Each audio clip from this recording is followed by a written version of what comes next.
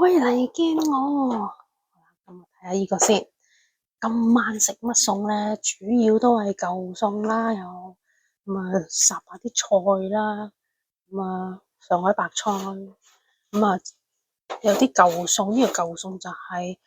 紅燈籠椒、黃燈籠椒，咁啊有個豬心啊，呢啲係豬心嚟嘅，豬心嚟。咁啊西蘭花啦，咁啊炒埋一碟，咁啊一個餸啦，咁啊琴日食剩嘅。咁啊，滾個豆腐湯啦嚇，咁啊，其實豆腐同白菜咧嚇，即係滾埋一齊嘅咁樣，咁啊叫做兩碟餸噶啦咁樣。咁啊，跟住炒一個好簡單，炒一個碎肉，雜豆碎肉，咁啊加隻蛋咁樣啦，咁啊炒埋一碟，咁啊又呢個淨係呢一個本身就已經係 balance diet 嘅啦，因為佢有菜有肉有蛋白質啦，咁啊又有呢個粟米粒啦，粟米粒之前都講過係澱粉質嚟嘅，係代替飯嘅澱粉質，高纖嘅澱粉質，咁啊健康過食飯嘅其實係，咁啊好啦，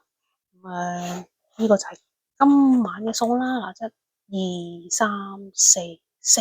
個餸係啦，咁啊個湯就係呢個係白菜豆腐湯。豆腐白菜湯，咁啊滾個湯，咁啊有個湯腩，咁咧係啦，咁啊好簡單啦，咁啊都係嗰句啦，簡簡單單咁就一餐，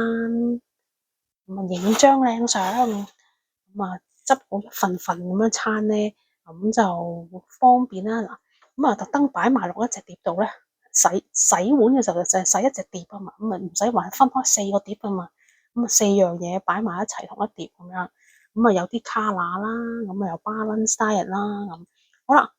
冇講咁多，叮熱佢就食得。